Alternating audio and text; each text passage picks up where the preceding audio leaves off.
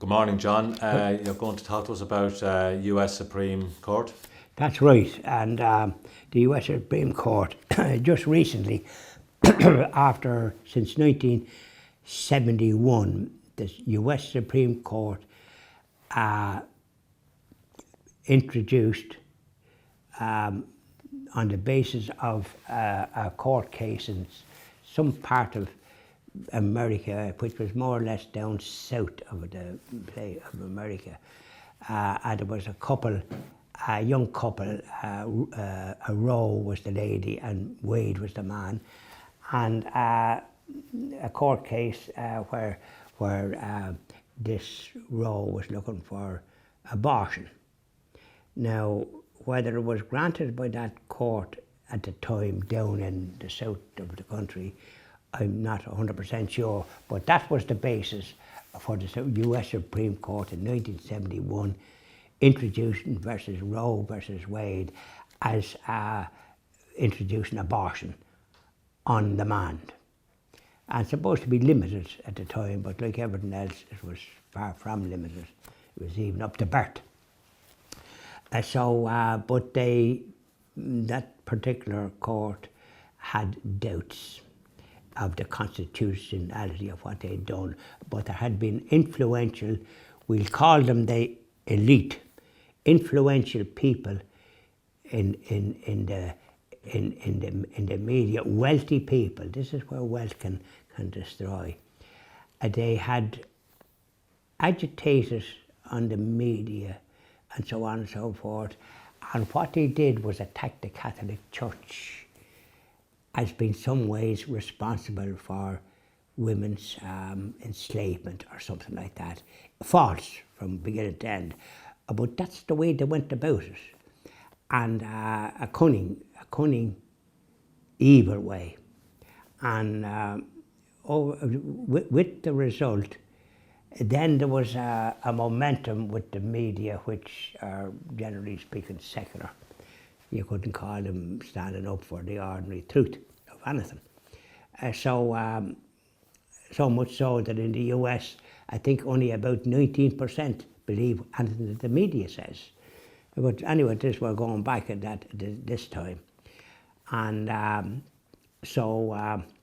and don't forget, it was after Vatican II, which was 1962, and they introduced a lot of changes.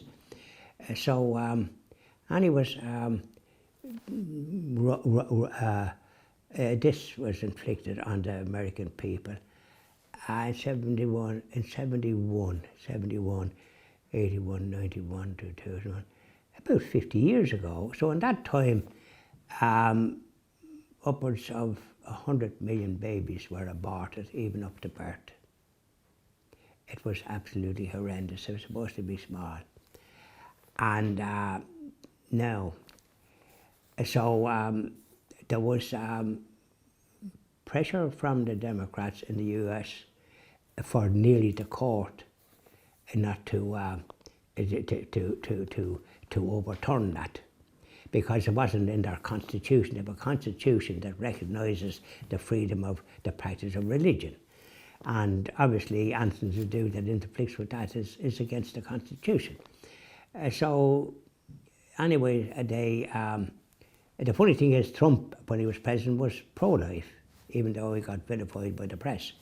But he had a lot of other good things that he did, but they don't speak about that, same as when I did a program about Jesus. Anyway, there was the people that's in favour of abortion have a nasty streak to them. And so they attack and vilify and use terrible language against people that stand for something different. Now, the Supreme Court overturned that, and it goes back to the states. It doesn't mean that it's suddenly banned. States then can introduce their laws as was the custom. And generally speaking, they respected life, except that the mother's health was in danger. That was then the exception. If her health was in danger, then her life counted more than the unborn. Now, the next thing is that what happens, the pro-abortion crowd, some very, what would I call it, antagonistic, and the same with the government in the United States, they started criticising the decision that the Supreme Court made. I mean, I know criminals don't like what the courts might impose by way of a sentence, even though they're guilty of serious crime. So here we have a government criticising the decision of a Supreme Court, and in some ways then the pro-abortion crowd gone kind of ballistic, criticising the fact that there was some Catholics on the Supreme Court.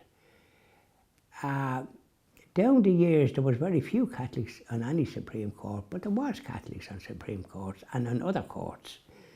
And they did their duty with respect for the people that they were have to adjudicate on. In this case, they overturned this, because the funny thing is, and I didn't see one mention of it in the news that I look at, and I look at the Catholic news, the EWTN. There's not one word about the Roe lady in this case. She repented, and funny enough became a Catholic, and regretted that her case resulted in this calamity for the unborn and this mass murder, if you like. So she turned to be a Catholic and regretted it. But the strange thing is, in all the newscasts and all the rest that I look at abroad, not one word about the fact that she regretted and changed. Isn't that extraordinary? That this case, so it's been overturned. But what's been the result in the United States? And I guarantee it'll be the result here too, probably, by these people that are in favour of that type of thing, abortion. And of course, when it doesn't stop there. It goes on then, this business of wanting to kill people, vulnerable people, euthanasia, assisted suicide, and then the other thing about the destruction of young people that are a bit confused about their sex, trying to alter it. You ever hear that, like child abuse? No. So they overturned this, and what's happening with the pro-abortion crowd? What are they doing? What they're doing is attacking Catholic churches, defacing statues, defacing all these centres that give hope and and protect women that don't want an abortion, but their situation is a bit precarious because they haven't got the support maybe of their family or whoever they had intercourse with. Because if you've intercourse, you're liable to be pregnant. So they don't practice chastity in the sense of waiting on, you know, they often have multiple partners, and you can't do them type of things. Now, so what are they doing? They're attacking the places where women were helped. I mean, and defacing them and destroying some of them, even in Washington, which is the capital of the country. And do you think the crowd is in charge there in the US, these Democrats, do you think that they are pursuing these ones? They're doing damn all, but they've been shamed into doing something now because of these wanton attacks on people. And not alone people, but even going to the two Catholic Supreme Court members. And one, they arrested somebody that wanted to kill one of the Supreme Court judges, who had a terrible job being appointed at the time when under President Trump. Now, so the Democrats even threatened to expand the Supreme Court to have more members so as to have their own agenda, you know, of this abortion and euthanasia and all the rest of it. So this is the danger when you go down one road of killing babies. It expands to hit other vulnerable people. Euthanasia, that's for older people or people that might have an illness and pressure maybe from their family, and it makes it legal now to sort of bump yourself off. Now they should be helped, and they can be helped, but no. And then people that are suicidal, they need to be helped. But now assisted suicide, so that can happen from any age. So these are all the sort of issues that I've been talking about, and that is crept into other jurisdictions. And the EU, not the EU people that's elected to the EU Parliament, but the EU Commission, is a law unto itself, not elected by anybody, but inflicting laws on states that are not conducive to the good of all. I mean, not people voted for this abortion in this country. They seem to be confused because it was presented in such a way as that it'd be rare and all the rest of it. But nothing is ever rare, is what they say. And the poor doctors and nurses that carry out such evil, I wouldn't like to be in their shoes, because it's a very dangerous thing to, this cruel way it's done. It's unbelievable. Because none of them would have been born unless they were conceived first. If their mothers decided like what they want to promote, to abort them, they'd never be in life. They'd never have a chance to do the good that they could possibly can do. So this is an example in the United States, and don't forget we have 30 million of Irish descent in that country. And plus a lot of other people that respect life. But if the government and the media don't tell the truth and are promoting something that's quite evil, life should be protected. It seems to be trying to control the population by these elite that brought it in the first place, or managed to get it onto the Supreme Court, and the pressure. So they always have an agenda, and quite frankly, it's not for the good of the ordinary people. If women have in a situation where they're expecting a baby because of the lives that they've led, this, that, and the other, and the people that they've lived with who don't respect their families and the child that they might bring into the world, in the Catholic faith, made in the image and likeness of God, and could do a lot of good for mankind. So this is where this case, well, it's to do with the United States. There's the same sort of pressure here by governments that are there to sort of look after people and help people in their life and give them and provide homes.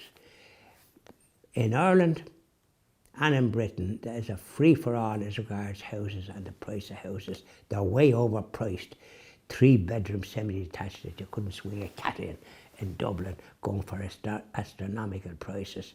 When you go to France and Germany and all these other countries, Italy, European countries, there's nothing like that, because these people that want to buy up all this sort of, that have an agenda in this way, prices are fixed, and if a person is going to rent a house, they have to get a 25-year lease, so and a reasonable rent. So, except for this country and Britain, this is where you have the chaos in the housing market.